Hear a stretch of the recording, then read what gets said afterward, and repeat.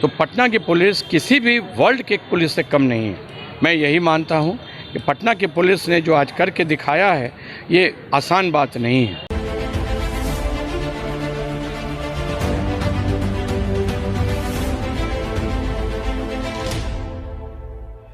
और बच्ची को रिकवरी कोई छोटी मोटी चीज़ नहीं है। सीनियर एसपी साहब, टाउन डीएसपी साहब, इन सब की दबिश और इन सब का अपना जो संगठन है, उस संगठन ने मिल के जो काम किया, हम बहुत बहुत अनुग्रहित हैं पटना पुलिस के और हमारे सीनियर एसपी साहब, हमारे पटना के टाउन डीएसपी साहब और पूरे पुलिस फोर्स के लिए।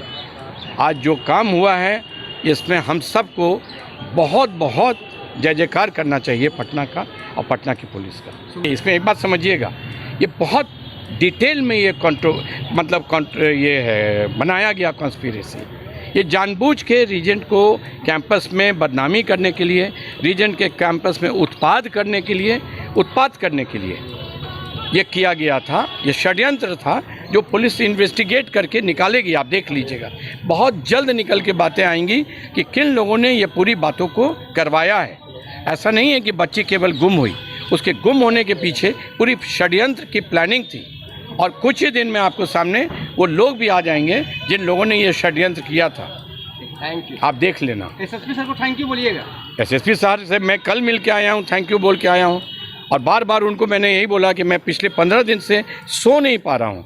मुझे बार बार उस बच्ची का ख्याल आता है कि एक 3 साल की मासूम बच्ची के साथ क्या व्यवहार हो रहा होगा। तो उन्होंने कहा हम लोग पूरे प्रयास में लगे हैं, आप चिंता नहीं करो। पूरे एरिया में निरंतर इस प्रकरण को अब 2 हफ्ते हो चुके हैं। 2 सप्ताह से लगातार मानवीय रूप से भी सूचना प्राप्त की जा रही थी और सीसीटीवी को भी खंगाला जा रहा था और मूवमेंट्स ट्रेस की जा रही थी। इसी बीच में सूत्र मिला एक घर का, लालजी टोला का, कि संभावित है कि बच्ची वहाँ पे रखी जा सकती है। तो आज पुलिस वहाँ पे पहुँची है, बच्ची को सुरक्षित रेस्क्यू किया गया है और उसके माता पिता के हवाले किया गया है। इसमें जो औरत उसको पटना जंक्शन से लेकर गई है, उसका नाम रेखा देवी है, मूल रूप से भगवानगंज की रहने वाली है, यहाँ पर लालजी टोला में किराए के मकान पर रहती है। उसको गिरफ्तार किया गया है और उसी के घर में 3 औरतें और 2 और आदमियों को अभी हम लोगों ने डिटेन किया है। उनकी सघन पूछताछ की जाएगी ताकि पता चले कि प्रयोजन क्या है। जो प्रथम दृष्टया अभी तक हम लोगों को पता चला है कि ये सब महिलाएं गलत आचरण की महिलाएं और इसीलिए शायद बच्ची को लेकर गई थी। और यदि जो बाकी लोग भी हिरासत में हैं, उनकी भी सनिग्धता प्रकाश में आएगी तो रेखा देवी के अतिरिक्त लोगों को भी न्यायिक हिरासत में लिया जाएगा। बच्ची नहीं, जो अभी तक हमको पता चला, जिसमें आपको बताया कि जो महिलाएं हैं गलत आचरण की महिलाएं हैं, तो एक प्रयोजन वही हो सकता है कि जिसको हम लोग बोलते हैं ह्यूमन ट्रैफिकिंग बोलते हैं। आजकल ये बच्चों के साथ होता है, छोटी बच्चियों को लेकर जाते हैं गलत काम करवाने के लिए, वो एक प्रयोजन हो सकता है और ज़्यादा संभावना उसी की है।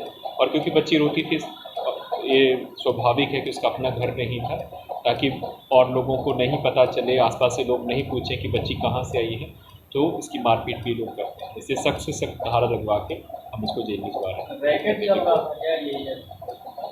हाँ, इसीलिए हम जो बाकी लोग भी इसके साथ पकड़े गए, उसके कमरे में 3 लड़कियां और थीं और 2 पुरुष भी पकड़े गए हैं। उनकी सघन पूछताछ की जा रही है और यदि उनकी भी सनिग्धता प्रकाश में आती है तो इमोरल ट्रैफिकिंग प्रिवेंशन एक्ट एक बहुत ही सख्त कानून है, उसके नीचे उनको बुक करके जेल भेजा जाएगा।